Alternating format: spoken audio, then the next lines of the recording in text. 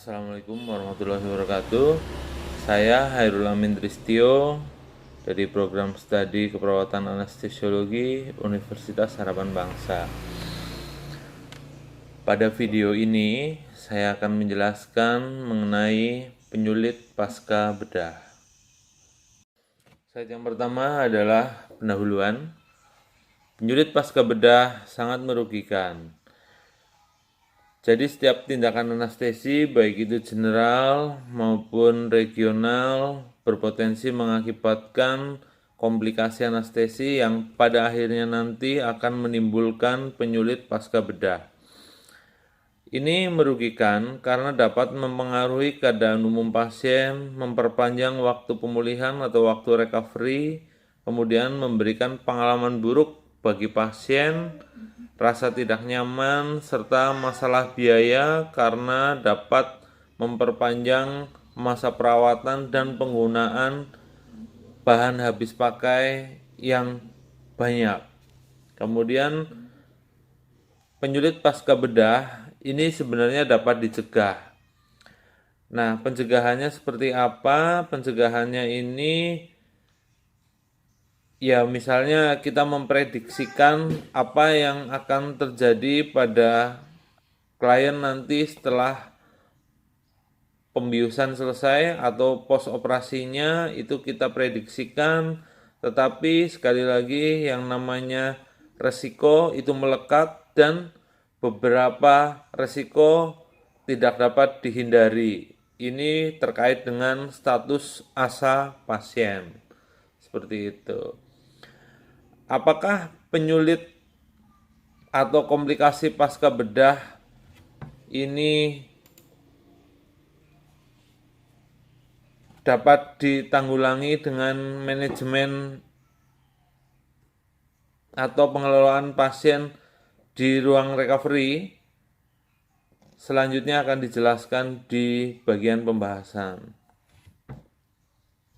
Baik, di slide ini adalah pembahasan penyulit pasca bedah akibat komplikasi anestesi di ruang pemulihan atau recovery room. Akan saya jelaskan beberapa, diantaranya adalah yang pertama obstruksi jalan nafas. Ini menurut saya prioritas sekali karena terkait dengan keselamatan pasien dan jalan nafas ini adalah apabila bermasalah akan sangat mengancam jiwa. Sumbatan jalan nafas pada pasien tidak sadar ini akan cepat sekali bisa menimbulkan kefatalan. Misalnya pasien meninggal karena dia tidak dapat bernafas. Misalnya masalah-masalah itu misalnya yang pertama adalah akibat lidah jatuh ke bagian belakang atau ke faring posterior. Ini akan menyumbat jalan nafas, pasien tidak dapat bernafas, kemudian dapat menimbulkan kematian. Masalah obstruksi jalan nafas yang lain seperti spasme laring, udem glotis, sekresi atau lendir, kemudian muntahan pasien juga bisa terjadi akibat puasa yang tidak cukup atau akibat prosedur pembedahan, kemudian adanya darah di jalan nafas, atau adanya tekanan dari luar trakea, misalnya adanya hematom. Ini biasanya terjadi pada pasien-pasien yang menjalani tindakan pembedahan di sekitar leher, misalnya tiroidektomi. Kemudian bagaimana cara mengatasinya? Yang pertama adalah dengan triple manuver. Jaw thrust, head tilt, chin lift ini untuk melihat bagaimana airway tersebut apakah ada masalah, apakah tindakannya harus seperti apa, itu nanti bisa dilihat sesuai dengan kondisi airway-nya. Apakah itu gargling, harus kita suction, kemudian apakah itu pangkal lidah yang jatuh, harus kita pasang OPA, ataukah yang lainnya. Kemudian penyulit pasca bedah lainnya, ini yang menurut saya harus diwaspadai juga adalah aspirasi pulmonar. Aspirasi pulmonar ini adalah terjadinya material, baik itu cairan maupun padat, masuk ke saluran pulmo, masuk ke saluran pernafasan bagian dalam. Ini sangat-sangat berbahaya. Makanya harus kita waspadai bagaimana respon pasien setelah pos operasi, setelah pasca pembedahan. Ketika pasien terlihat seperti mau muntah, harus diposisikan kepala di bawah atau Trendelenburg untuk menghindari terjadinya aspirasi. Kemudian lakukan suctioning, kemudian lakukan pemeriksaan lanjutan apakah pasien harus menjalani CT scan torak atau yang lainnya sesuai dengan kebutuhan perawatan selanjutnya. Kemudian penyulit pasca bedah lainnya yang umumnya terjadi di ruang recovery dan harus kita waspadai, misalnya pada pasien post regional anestesi terjadi hipotensi. Ini juga harus kita waspadai. Biasanya hipotensi ini disebabkan oleh adanya terapi cairan yang kurang cukup. Ya, terapi cairan yang kurang cukup di preoperasinya, kemudian intraoperasinya, dan setelah operasi ini pasien menjadi hipotensi. Harus kita waspadai dengan melihat monitor vital sign seperti itu. Kemudian apa yang harus kita lakukan setelah pasien mengalami hipotensi? Tentu saja kita konsultasi dengan dokter penanggung jawab anestesi untuk pemberian vasokonstriktor, vasopresor, ataupun pemberian cairan, resusitasi cairan seperti itu.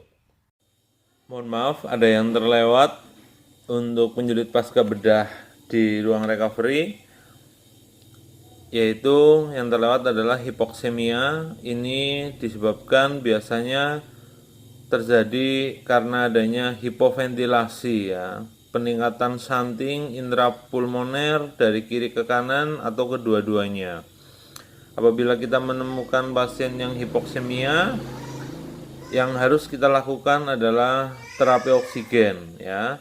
Terapi oksigen ini yang kita lakukan dengan nasal kanul terlebih dahulu. Apabila kebutuhannya tidak tercukupi, yang harus kita lakukan adalah mengganti dengan rehybrid mesh seperti itu. Selanjutnya adalah atelektasis. Ini terjadi akibat dari pemasangan endotracheal tube pada saat intubasi yang kurang tepat. Posisinya itu kurang tepat sehingga antara paru-paru kanan dan paru-paru kiri suplai gasnya berbeda. Bahkan paru-paru yang sebelah ini tidak tersuplai oksigen sehingga menyebabkan kerusakan pada lobus paru-paru seperti itu. Nah, untuk tindakan atelektasis ini adalah apabila paru-parunya belum rusaknya tidak terlalu parah karena operasinya tidak terlalu lama, yang harus kita lakukan segera adalah latih pasien untuk nafas dalam, kemudian inflasi tekanan positif dari paru, kemudian pemberian ekspektoran, surfaktan, dan agen mukolitik dan bronkodilator seperti itu. Selanjutnya penyulit pasca bedah yang lainnya adalah hipotensi. Ini biasanya terjadi karena penggantian cairan pada saat pre maupun intraoperasi yang kurang adekuat seperti itu, sehingga terjadi hipotensi. Tindakan yang harus dilakukan ini harus konsultasi terlebih dahulu dengan dokter penanggung jawab anestesi apabila waktunya memungkinkan seperti itu. Apabila waktunya tidak memungkinkan, maka yang kita gunakan adalah standar prosedur operasional untuk tindakan hipotensi.